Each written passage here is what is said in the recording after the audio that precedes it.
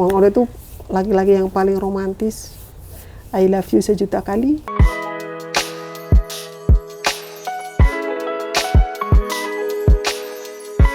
Oke, kita ngobrol di PR.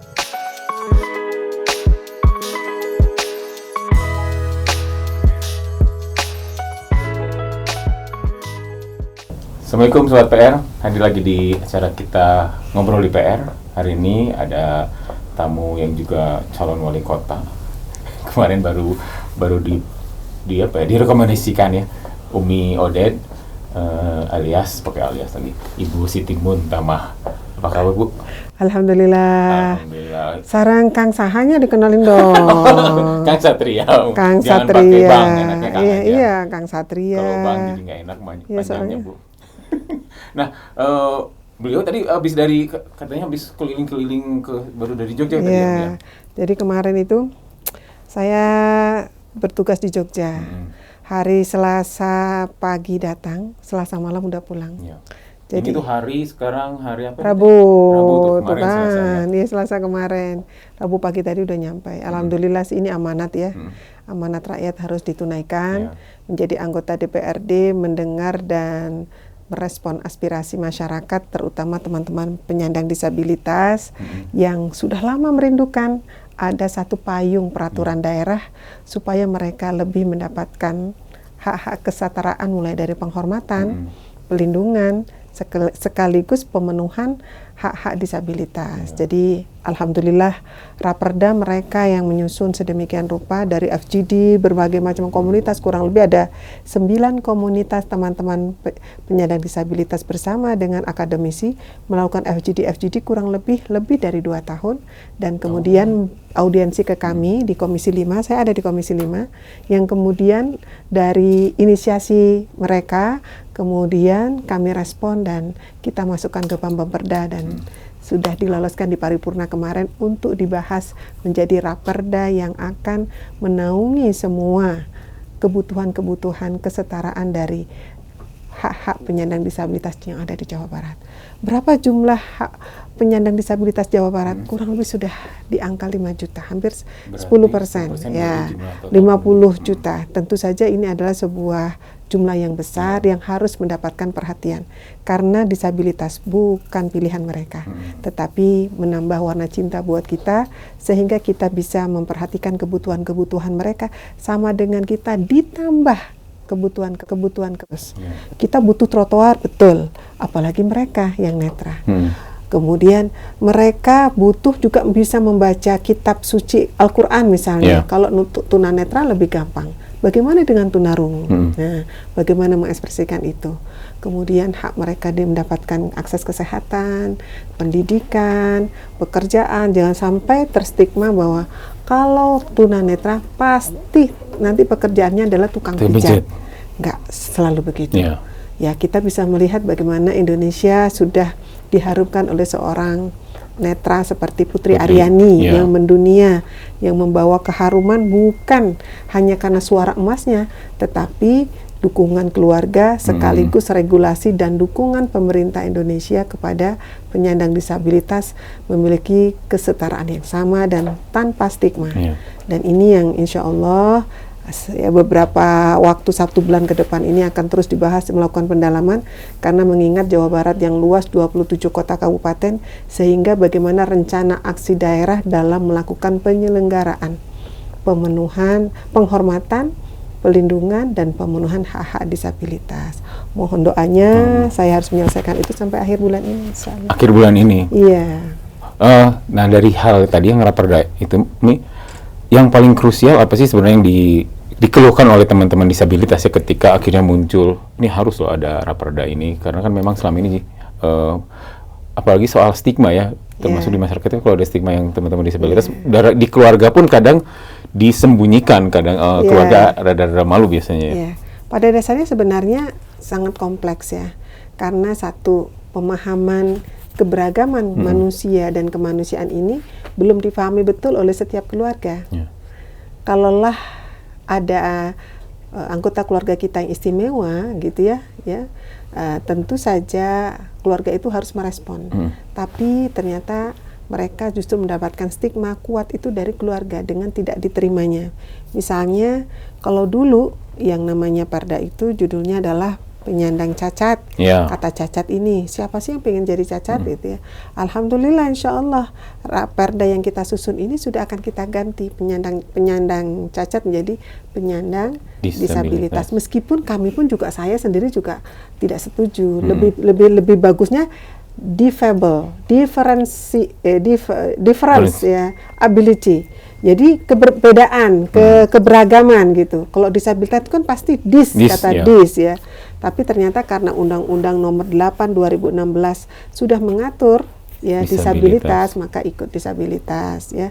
Jadi satu, mereka memiliki hak yang sama tetapi membutuhkan beberapa kebutuhan-kebutuhan istimewa. Mereka butuh pendidikan misalnya. Sampai hari ini akses pendidikan bagi teman-teman penyandang disabilitas itu sangat sedikit. Hampir di setiap kota dan kabupaten memiliki SLB itu kalau nggak 1, 2. Di kota Bandungnya 2, itu pun juga terbatas.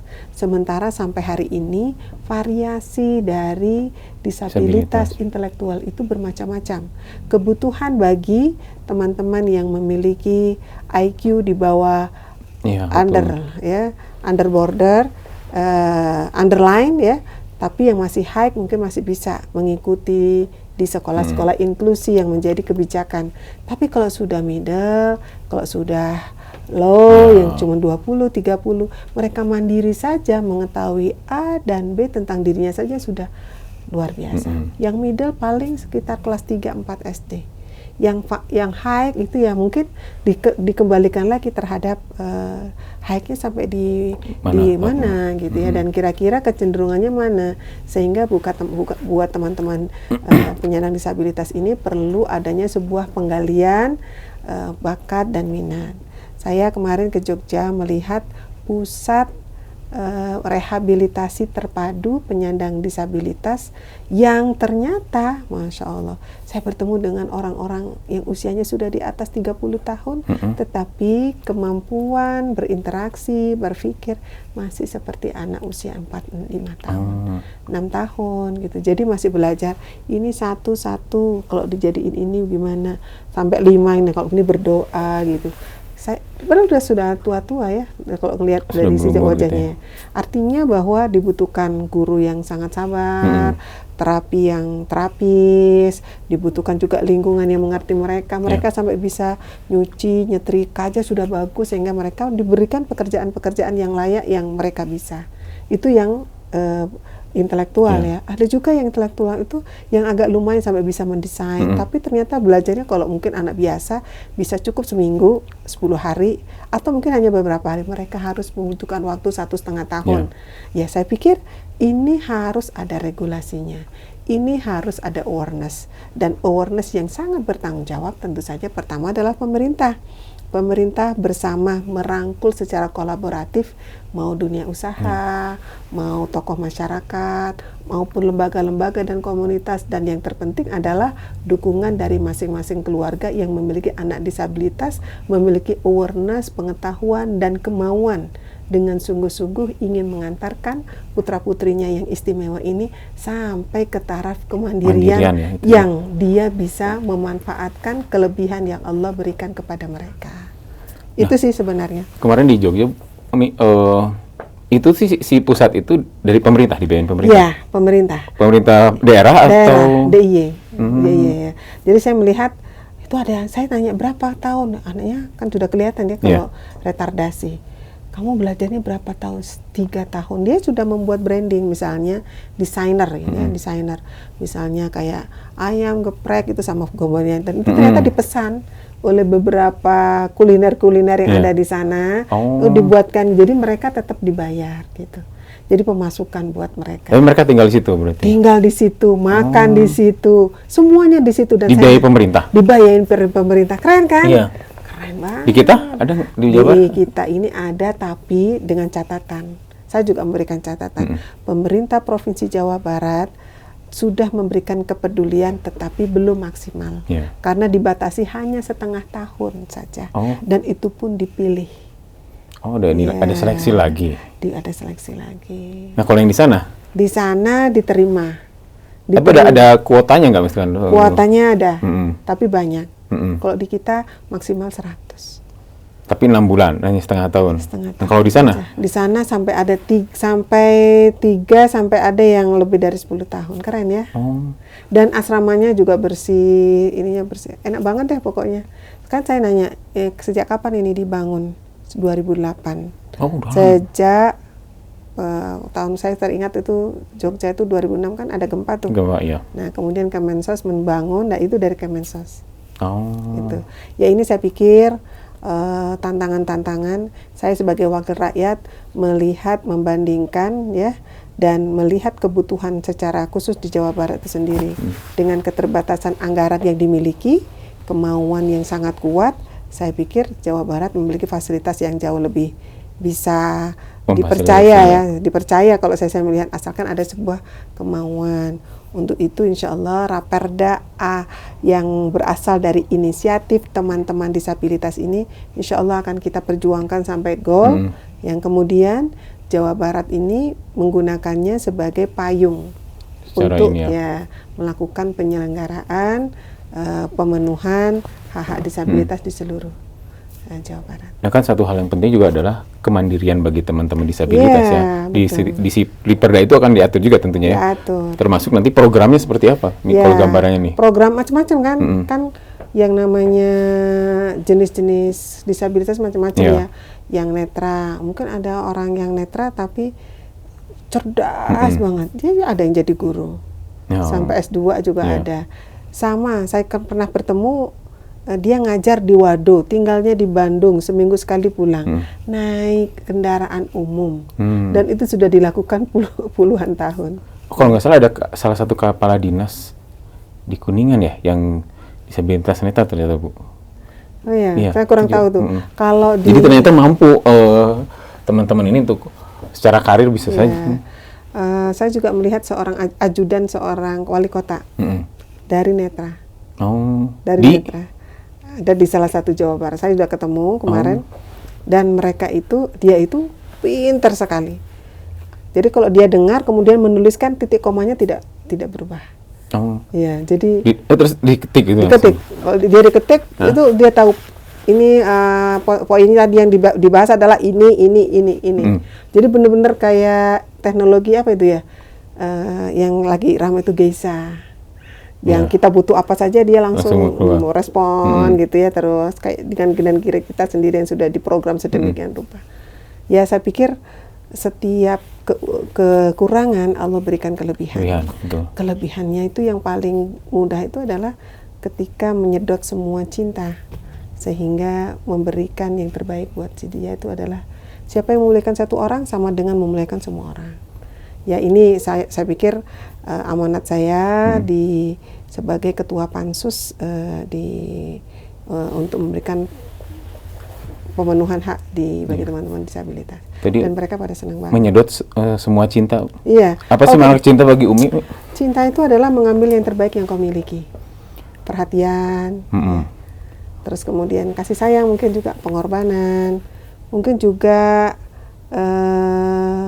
ya apapun ya, ide dan sebagainya. Saya pikir cinta itu adalah memang tidak bisa diungkapkan dengan kata-kata. Seandainya kau tuliskan dengan kata-kata, kata-kata itu akan terburai ketika menemui makna cinta. Kan gitu ya. Itu kata Rumi itu memang betul. Ternyata terlalu sedikit yang diceritakan tentang makna cinta itu. Demikian juga pengorbanan. Sejauh mana sebenarnya arti kata cinta itu sendiri, pengorbanan apapun yang diberikan tidak akan pernah menemukan ya titik akhirnya, karena semua yang terbaik yang kau miliki akan disedot semuanya. Semua yang terbaik. Nah, yang kau miliki. Punten, ketika Mang Odet wafat, itu berarti semua yang terbaik juga ya? Ya, Mang Odet itu saya sudah pernah menyampaikan waktu itu, cinta bertemu dengan cinta. Saat seorang manusia sholat, dia bertemu dengan Tuhannya, itu harus, kalau dia menikmatinya, harus dengan cinta. Cinta itu membuat semuanya berasa. Nah, Mang Odet ngerasain betul apa ya kira-kira yang dirasakan saat itu.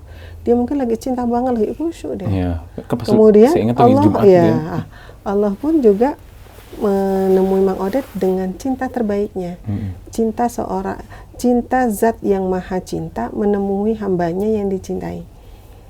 Di hari yang baik, di tempat terbaik, di lingkungan orang-orang terbaik, dalam tugas terbaik, dalam amanat sebagai seorang Mang Odet ya, Mang Odet seorang dai yang terbaik ketika akan khutbah dan saat melakukan yang terbaik yaitu sholat. Mang Odet itu wafatnya pas sholat. Itu. Jadi sebenarnya waktu saya pertama kali kan dengan tuh waktu lagi reses tuh ditelepon kan. Waktu itu Umi lagi di mana? Reses, lagi reses. Reses di daerah dekat kantor. Kantor Trunojoyo di situ. Telepon Mang Odet, ini apa? Mang Odet pingsan dalam hati saya.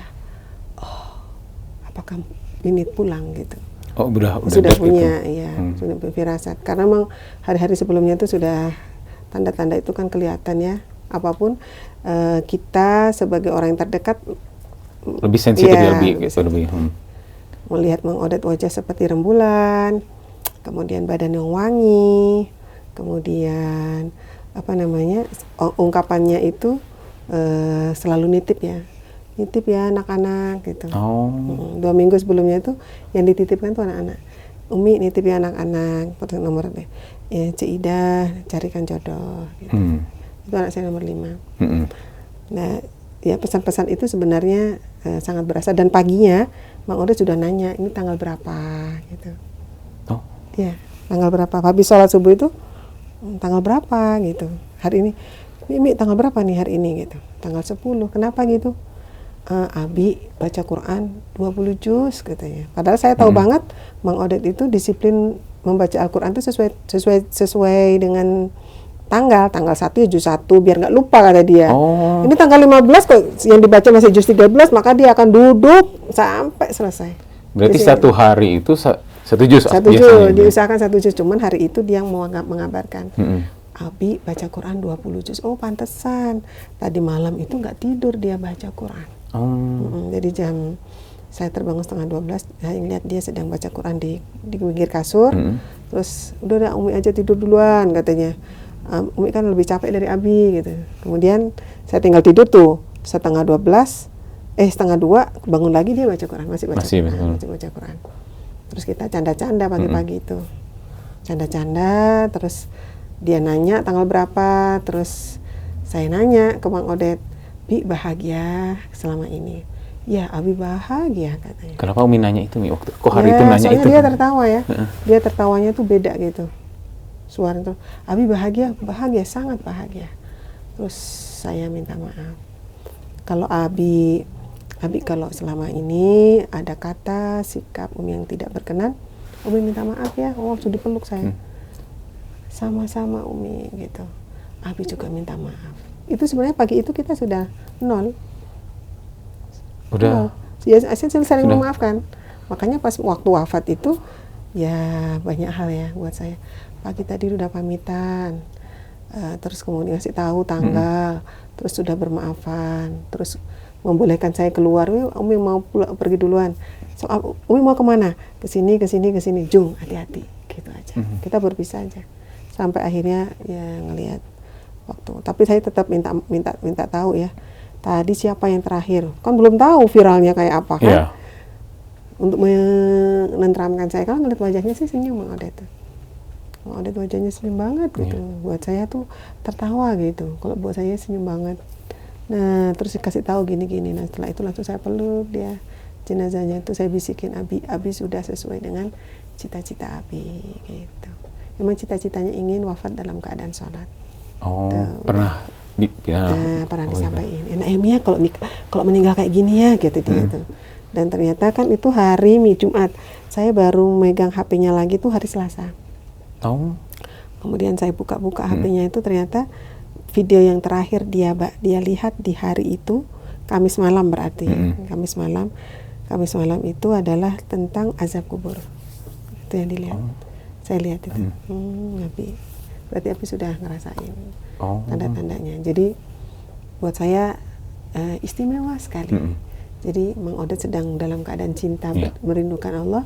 Allah pun juga memberikan yang paling baik. Saya yakin setiap kita yang Allah itu maha memberi ya. Jadi setiap apa yang kita minta Allah pasti kasih. Untuk itu jangan pernah kita lupa terhadap hal-hal yang prinsip dalam kehidupan kita. Saat nanti bertemu dengan Allah Subhanahu wa Ta'ala, kita minta berada pada amal yang paling baik yang kita lakukan. Ya, itulah sholat yang paling baik yang dilakukan oleh Mang Odet sampai mengantarkan dia bertemu dengan kekasihnya yang dirindukan. Gitu. Mang Odet adalah sosok yang paling takut sama Allah. Dia paling takut. Berapa kali orang DPP datang ke rumah untuk nge-branding beliau, itu malah saya kena semprot.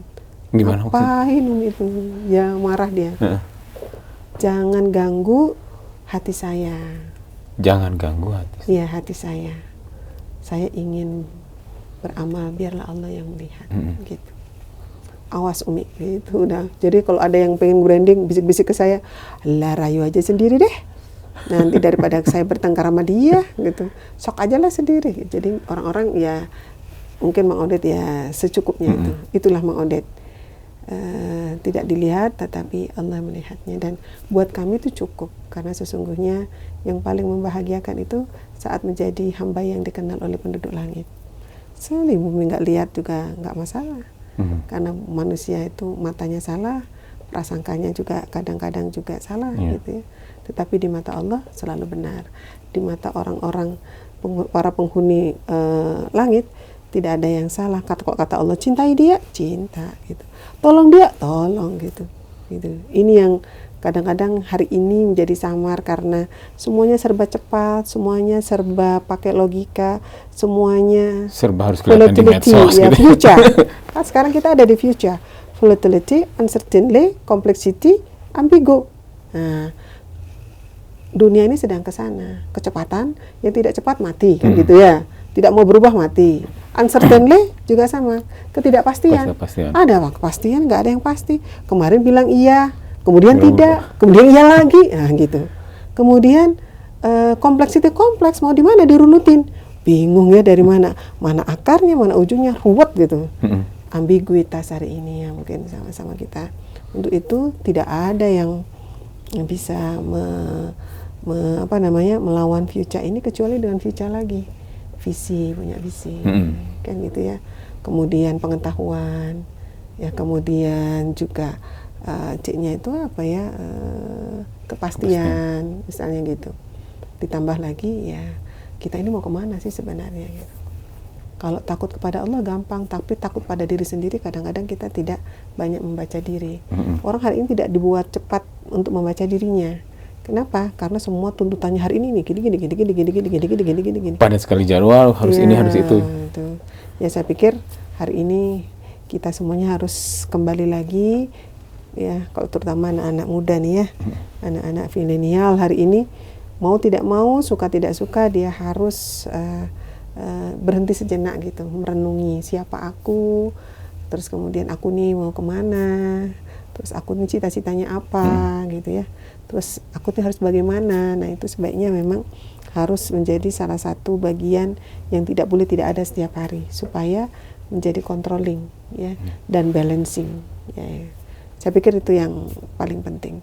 Dari mana cinta sampai teori keseimbangan. Ini tadi ada pesan Mang ya, titip Cece gitu ya. Anaknya yang kelima. Yang kelima untuk menikah. Oh saya juga mau tanya. Total jumlah jambe keluarga berapa sih? Anak 5, anak 7, menantu 5. Cucu hari ini alhamdulillah baru lahir 13. Baru lahir 13. Alhamdulillah. Nah, cucu itu yang berarti yang dititip Mang Odet itu anak putri kelima. Karena baru selesai kuliah kan. Kan anaknya itu bilang gini ke Mang Odet. Pokoknya Cece mah gitu, Cek Ida mah pengen nikah kalau sudah selesai sekolah gitu. Jadi kalau kakak-kakaknya kan masih kuliah. Ada yang kuliah masih semester 4, ada yang semester 6, ada yang semester 7 gitu ya. Nah, ternyata kalau nikah itu membuat lama sampai lulusnya itu. Makanya si Ida nggak mau, pokoknya pengen lulus dulu baru nikah. Nah, Baru selesai di wisuda Mang Odet meninggal itu. Oh, Iya. wisudanya bulan kan Mang Odet dulu Desember ya? Desember itu sama si Oktober akhir. Nah, itu di wisudanya itu. Iya. Atau lulusnya mungkin Sudah sebelumnya ya, biasanya. Oktober, mungkin November kalau saya ingat saya ya. Nah, setelah itu Mang Odet ngelihat saya sibuk banget ya. Yalah jadi istri wali kota dengan seabrek pekerjaan 12 organisasi saya pegang. Kemudian yang keduanya saya jadi anggota dewan gitu ya. Kebayanglah gitu ya dengan anak-anak yang kecil-kecilnya masih di pesantren gitu, pasti dibutuhkan sebuah kemampuan pengaturan balancing. Saya juga dengan Mang Odet jangan sampai Mang Odet ya terlantarkan dalam tanda petik gitu dengan tugas yang seabrek itu ya. Saya tetap memberikan perhatian full power kepada beliau, itu nggak pernah, kalau kunker nggak pernah nginep gitu karena ingin support beliau gitu ya. Dia tetap prestatif sebagai seorang pemimpin dan menjadi orkestra dari semua laju perubahan pembangunan di Kota Bandung. Itu Umi kan 12 organisasi ya, terus di DPRD. Ngatur waktunya gimana? Mi kan bangunnya dari jam berapa kan berarti 24 jam diatur. Untuk diri kapan, untuk anak kapan, dan memang tidak bisa tidak bahwa urusan kita itu tidak bisa kita selesaikan sendiri. Ada yang maha kuasa, ada yang maha mengatur, ada yang maha matchingin, ada yang maha membuat semuanya baik-baik saja. Yaitu Allah Subhanahu Wa Taala. Untuk itu yang pertama kali, kalau saya rumusnya satu, dekatlah dengan Allah dengan jarak yang paling dekat. Itu rumus yang pertama. Gimana caranya? Cari jalannya. Alladzina jahaduna fina lanahdiyanahum subulana. Kalau engkau punya kemauan untuk ke sana, pasti disampaikan. Ya, standarnya kalau terlihat mah mulai dari sholat malam, sholat di awal waktu, sholat malam, banyak puasa, baca Quran jangan ditinggalin, sedekah jangan lupa, dan berdoa. Sebenarnya itu sudah menjadi bagian yang paling gampang. Doa itu terutama. Yang paling mudah kan bisa dilakukan kapan saja. Maka saya titipkan semua orang-orang yang saya cintai, terutama Mang Odet. Kalau pergi, dia pergi harus terlihat oleh mata saya cium tangannya, saya titipin hati-hati. Hati-hati, ingat Allah, ingat kami. Gitu.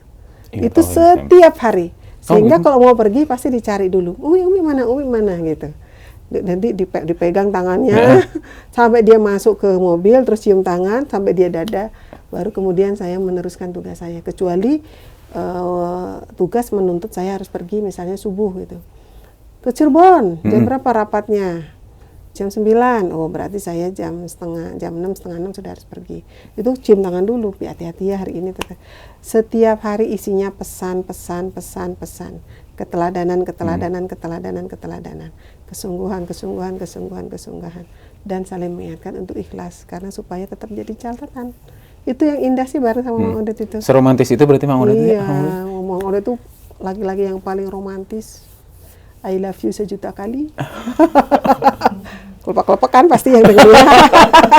Yang masih jomblo tuh. Ternyata Mang Odet seromantis itu. Ternyata Umi sama Mang Odet seromantis itu ya tiap hari. Gitu. Tiap hari. Kita bonding harus dilakukan. Kenapa? Kesatuan. Kalau disebutin dalam Al-Quran, seandainya engkau berikan semua hal yang kau miliki, dunia dan isinya, untuk menyatukan dua hati, nggak akan pernah bisa. Untuk itu bondingnya gampang. Kalau sholat bareng kan gitu ya. Kalau doa bareng kan gitu ya. Kalau tilawah bareng, ada barengnya lah, mesti sendiri-sendiri.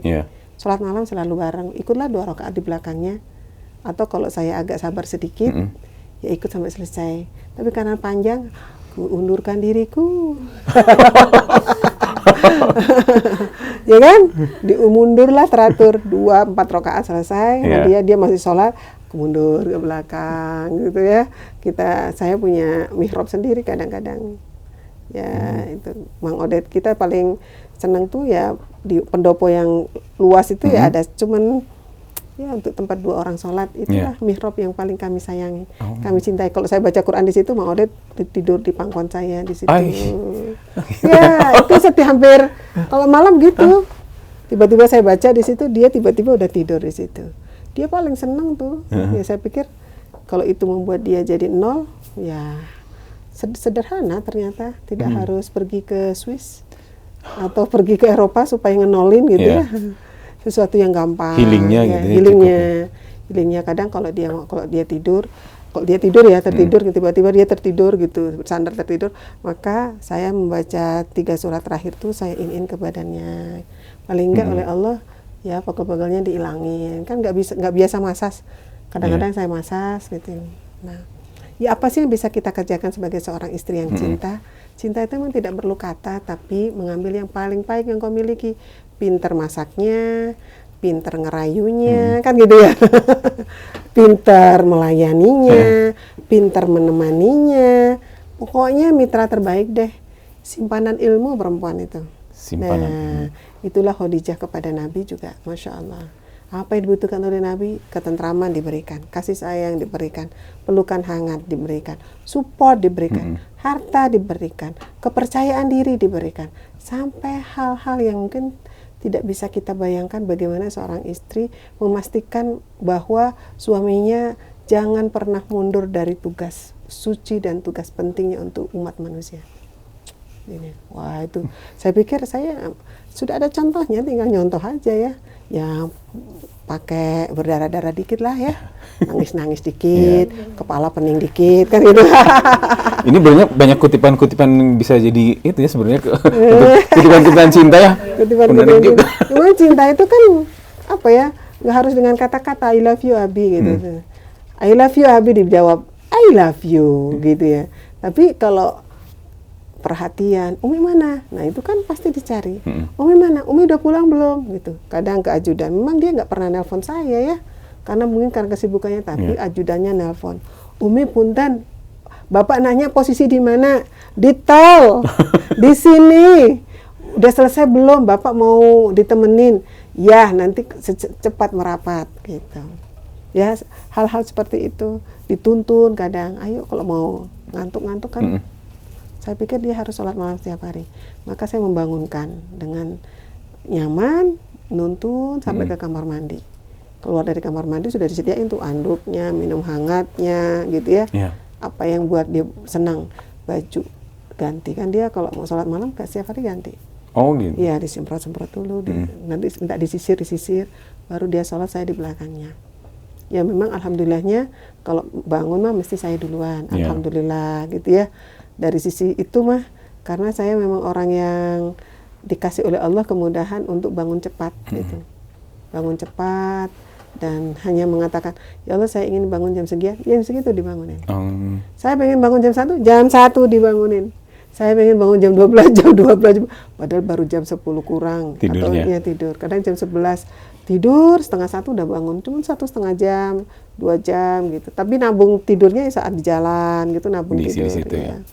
Berarti sama istri saya juga yang sering ngebangunin saya, istri saya. Iya memang perempuan itu simpanan ilmu. Jadi kita pengen bangun, dia punya teori kan, ngebangunin kita sampai kita bangun. Ya saya pikir itulah salah satu kenapa laki-laki dan perempuan itu harus bersama. Ya, karena antar keduanya saling melengkapi dan satunya berpikir lurus, kalau yang perempuan berpikir serabut. Apa yang membuat serabut?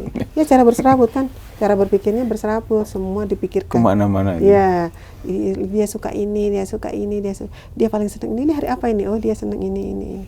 Oh dia habis makan ini. Apal kalau laki-laki. Apa tuh? Tolong ya beliin tas, hitam lagi. Beli tas lagi, hitam lagi. Beli sepatu, hitam lagi. Nggak kepikiran beliin yang pink, yang apa. Halah, pokoknya beli tas gitu. Tanggal perkawinan, ingat nggak apa. Yang lucu adalah nggak apa itu tanggal kelahiran anak-anaknya. Nggak ada satupun yang hafal. Bi, kadang lo ulang tahunnya sendiri juga lupa. Bibi, Abi ulang tahun loh. Oh iya ya, gitu ya. Itu kita yang ingetin. Tapi itu kan ya cuma sebagai tambah-tambahan supaya kita saling memperhatikan. Dulu ketemu awalnya gimana sih? Memang Odet. Panjang sih ceritanya. Kayaknya berapa seri ya. Nanti kalau diceritain nanti Bombay. Yang jelas adalah Mang Odet dipertemukan dengan saya saat Mang Odet sedang membutuhkan seseorang, gitu. Emang saya enggak? Iya saya juga. Kadang perempuan suka gitu ya. Jadi emang agak sedikit mellow gitu. Jadi saya itu dulu masih muda, menikah tuh Tahun berapa sih, Mi? tidak ingin tidak ingin menikah dengan dokter. Tidak ingin menikah dengan dokter. Dapat jodoh dokter. Bayangkan, aduh, memang kita ini selalu diuji di titik kelemahan kita. Jadi ya udahlah diterima. Yang penting kan dia hafal Quran. Gitu. Sampai di usia muda meninggal. Jadi saya menikah hampir 2 tahun ya.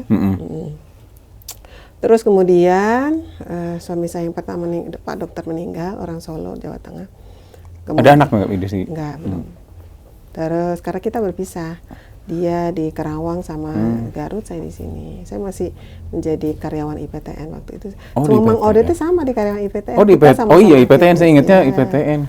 Sampai suatu hari ketika saya sudah menjadi seorang manajer sebuah perusahaan tuh, lagi hot-hotnya pokoknya. Perusahaan itu saya saya pegang 10 bulan, itu omsetnya cukup eksponensial. Bidang apa? Trading. Trading. Omset 200 juta menjadi 3,2 miliar. Ya, sampai bisa beli toko, beli pabrik gitu. Pokoknya keren banget lah. Saya senang karena ternyata saya bisa. Sebenarnya challenge gitu ya. Jadi kalau ada challenge kita semakin hidup kan. Nah, sampai suatu hari ibunya anak-anak, istri Mang Ode tuh menelpon saya. Menelpon nanya gitu, saya pengen ketemu katanya. Ya akhirnya terus saya nanya ke sahabat-sahabat saya tuh, siapa tuh yang tahu rumahnya Mang Ode tuh? Pengen ketemu katanya. Karena kita dengar juga sakit, saya datengin. Ketika ketemu saya nanya gimana kabarnya? Alhamdulillah saya bahagia. Siapa yang sakit? Istrinya Mang Ode, kan sakit kanker ya, 4 tahun. Saya bahagia selama nikah dengan Mang Ode. Jadi jawabannya, tanyaannya apa? Jawabannya itu. Alah, kok nanya berjanji, ya udahlah gitu. Terus dia memanggil anak yang gedenya, siapa sih Pak ya. Terus ngasih tahu sama Zulfa, 2 orang yang masih SMP ya, mereka tuh SMP kelas 3 sama kelas 1. Kemudian ngasih tahu ini nanti akan menjadi ibu kalian gitu. Sudah jadi udah dititipin. Kagetlah saya ya. Aduh, saya jawab apa ya? Dia itu nggak tahu ya, Bu. Itu ceritanya jadi panjang. Ada di buku kalau pengen tahu deh. Besoknya Anfal, ibunya anak-anak, besok lusanya wafat gitu. Terus Mang Ode orang yang sangat demokratis gitu, yang ngumpulin anak-anaknya, nanya ke mereka itu gimana nih pesan pendapat kalian berdasarkan pesan ibu kalian, umi kalian. Anak SMP loh, perempuan ditanya, keren kan? Nah, oleh seorang bapak. Udah sangat demokratis. Iya, ditanya gitu. Teman anak-anak setuju sih pada dasarnya, sampai akhirnya kami menikah. Terus ya saya mulai bertugas biasanya di depan komputer, di depan kompor. Masak, ngurusin bisnisnya Mang Ode, gitu ya, ngurusin anak-anak. Pokoknya dibuat happy sambil ngebantuin Mang Ode jadi dewan, sampai ngurusin anak-anak dan seterusnya. Sampai Mang Ode jadi wali kota, jadi wakil wali kota, ya sampai beliau wafat. Ya itu semua semoga dicatat sebagai amal soleh ya. Amin. Harapannya tidak lebih dari itu. Karena sesungguhnya yang sudah terjadi, harapannya akan menolong kita di saat-saat kita nanti membutuhkan pertolongan itu. Siapakah yang akan menolong kita kecuali amal-amal soleh kita gitu. Sampai ya amanah menjadi anggota dewan ini salah satunya adalah keikhlasan Mang Ode waktu itu. Makanya saya ingin mengerjakan sebaik-baiknya karena ini menjadi jari almarhum, melebihi dari 1 juta Al-Fatihah yang saya kirimkan. Amanat dengan sungguh-sungguh dan kejujuran dalam menjalankan amanat ini menjadi jariah yang luar biasa buat almarhum Mang Ode. Karena kemanfaatannya bisa dirasakan oleh ya masyarakat Kota Bandung dan Cimahi gitu. Ada pesan khusus nggak dari Mang Ode ketika Umi akhirnya maju sebagai pertama waktu itu kan kalau kami ini kader partai politik, partai PKS itu sam'an wa ta'atan. Jadi kalau sudah didengar harus dikerjakan. Itu satu.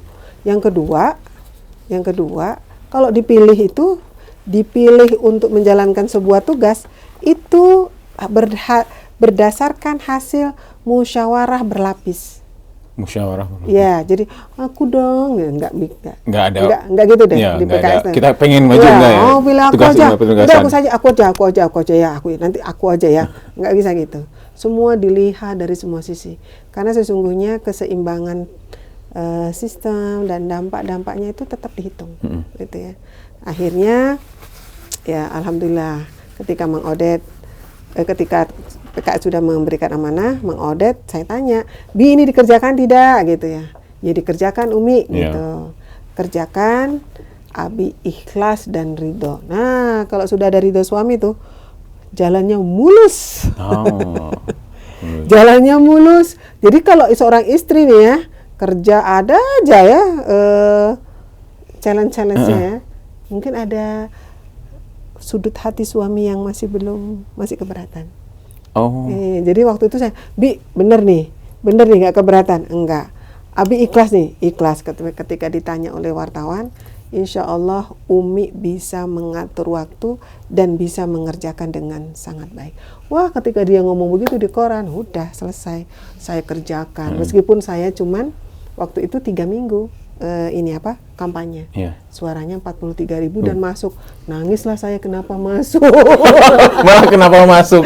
Waktu itu, waduh, ini kan ngatur waktu lagi, ngatur ini lagi, harus belajar lagi. Waduh, itu buat saya itu luar biasa deh. Saya menangis ya pada Allah. Tapi omongan Mang Odet itu ternyata terbukti juga karena beliau sekarang menjadi salah satu anggota dewan berkinerja terbaik ya, Mi? Yeah. Nah, itu ternyata omongan Mang Odet terbukti. Saya diapresiasi oleh EBK Award ya, Badan Kehormatan, menjadi salah satu anggota DPRD berkinerja terbaik se-Jawa Barat. Ya, saya pikir apresiasi ini adalah memberikan semangat kepada saya untuk lebih bersungguh-sungguh di dalam menunaikan amanat menjadi wakil rakyat, khususnya untuk Dapil 1 Jabar, yaitu Kota Bandung dan Cimahi. Nah, sekarang penugasan berikutnya adalah beliau menjadi wali kota Bandung kan tadi ketika sudah ditugaskan akan berikhtiar sungguh-sungguh. Ya, itu menarik sekali tuh. Ketika maju kembali tuh sebenarnya saya hampir nggak percaya diri ya.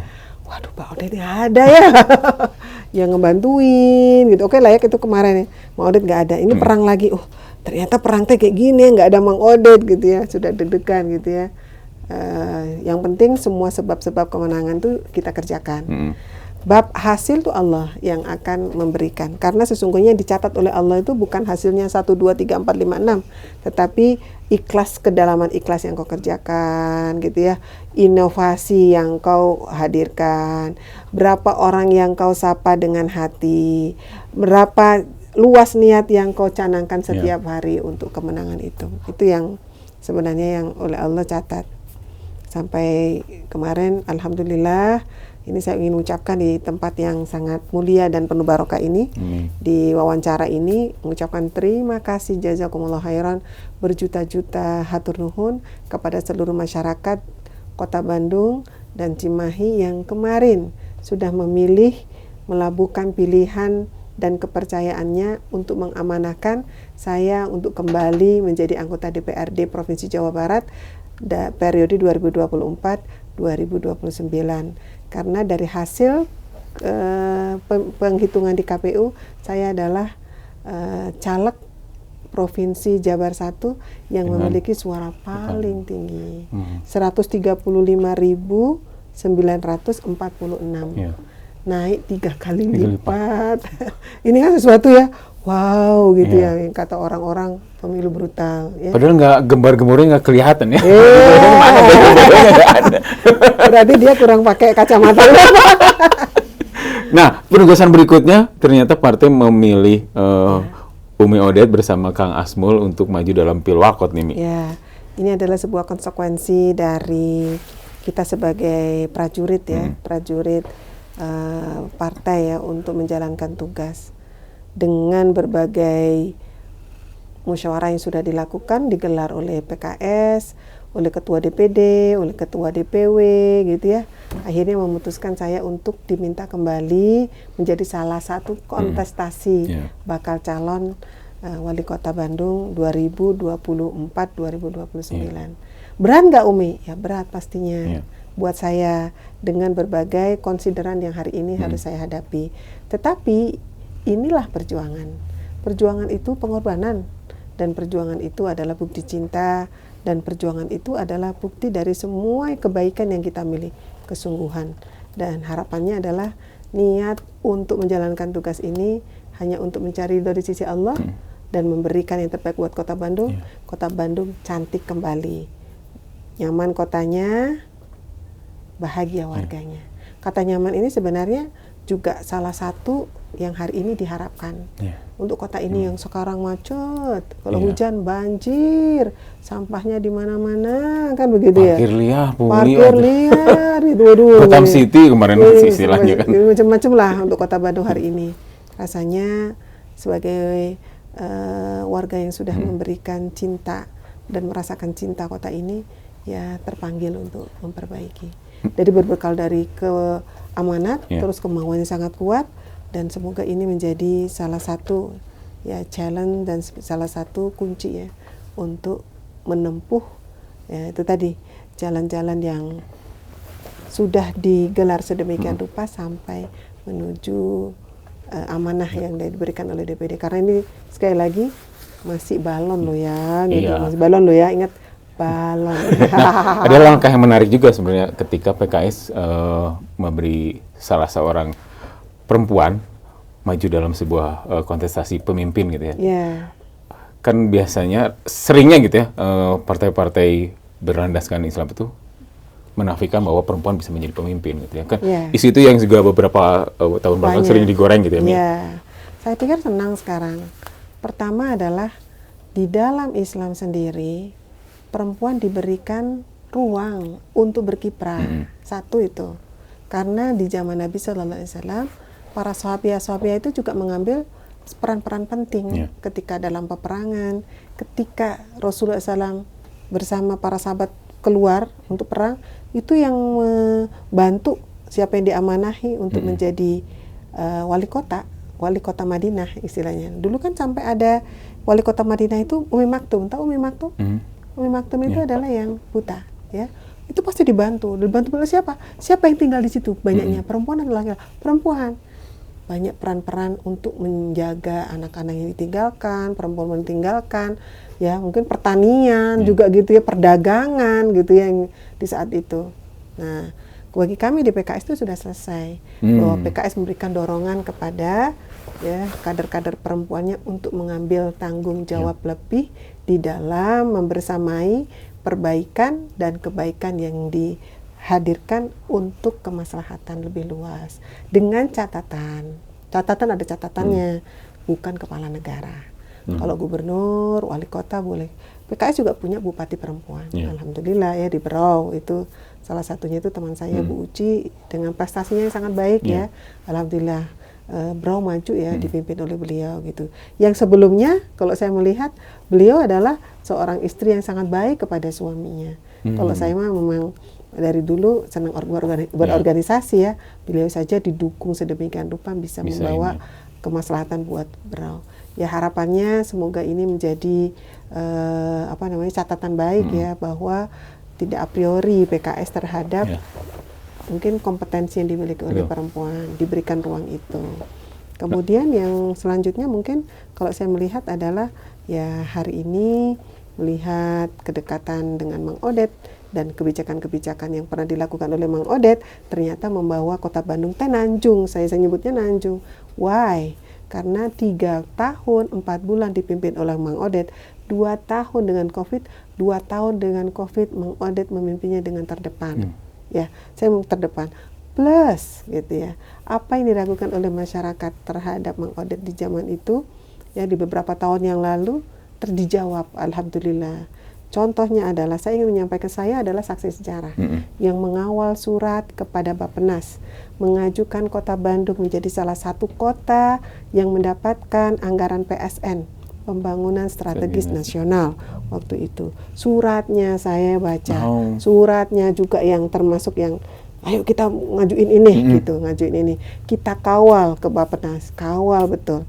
Alhamdulillah berdasarkan semua musyawarah dilakukan oleh Bappenas, berapa anggaran yang digelontorkan oleh Bappenas kepada Kota Bandung, PSN, yaitu selama 1 periode lebih.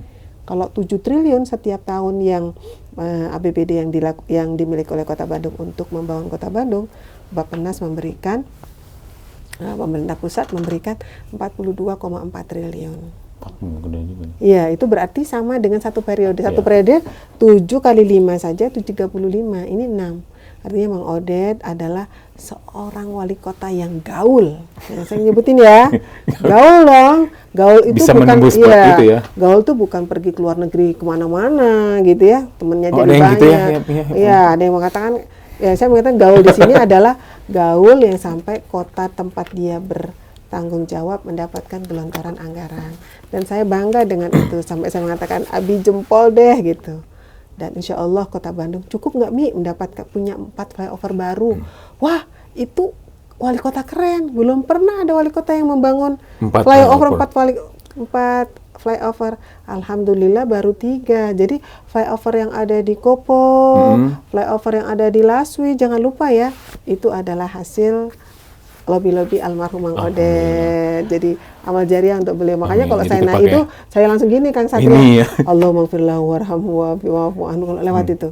Abi, ini insya Allah semua yang merasakan kemanfaatan dari sini, insya Allah kebaikan Abi untuk Abi di sana, membuat Abi bahagia di sana. Jadi sebagai catatan sih. Nami, terakhir,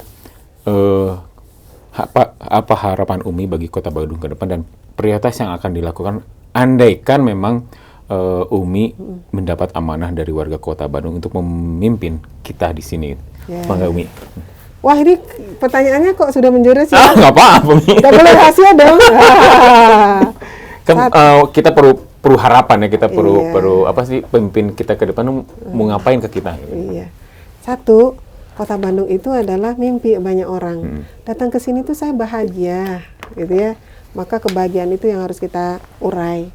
Apa sih yang membuat kita bahagia di sini? Saya kalau bekerja di Kota Bandung dapat untung banyak. Saya datang ke Kota Bandung ingin istirahat, saya dapat. Saya ingin ke Kota Bandung sebagai kota hangat, dapat.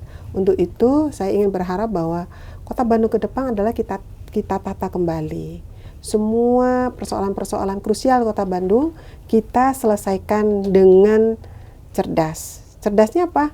Salah satunya adalah dengan kolaborasi, yaitu mengajak semua pihak. Dan tentu saja semua pihak ini salah satunya adalah para ahli-ahli yang mengerti tentang ilmu bagaimana cekungan di Jawa Barat yang bernama Bandung ini kembali lagi menjadi kota yang nyaman dan membuat bahagia. Ya, membuat bahagia yang siapapun ya, warga Kota Bandung bahagia karena itu, dan yang datang ke Kota Bandung mendapatkan apa yang dia cari. Yang biasa suka saya katakan itu biasanya Bandung tuh kota cinta.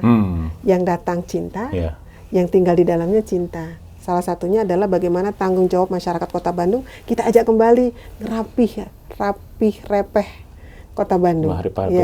Ya itu harus masyarakat itu sendiri. Bandung yang bersih lagi, Bandung yang hangat lagi, Bandung yang berdaya lagi, dan Bandung menjadi kota yang kita cintai bersama-sama. Tuh, Nami, terima kasih banyak waktunya nih. Nggak terasa ngobrolnya, ternyata bisa kemana-mana ngobrol sama Umi yang mulai dari percintaan, romantisme, dan juga kiprah Mang Odet almarhum. Terima kasih atas waktunya, Mi, di Ngobrol di PR. Mudah-mudahan bisa mendapat amanah dari masyarakat Kota Bandung. Siapapun nanti pemenangnya bisa menjaga amanah itu, gitu ya. Insya Allah. Mohon doanya nih Kang Satria. Ya, Mi, siap. Saya diberikan kelurusan hati, kekuatan kemauan, sekaligus juga diberikan kesehatan menjalankan amanat ini. Dan untuk warga Kota Bandung tidak perlu ragu kalau ada pemimpin perempuan. Nah, itu tidak perlu ragu kalau ada pemimpin perempuan. Siap. Assalamualaikum warahmatullahi wabarakatuh. Waalaikumsalam warahmatullahi wabarakatuh.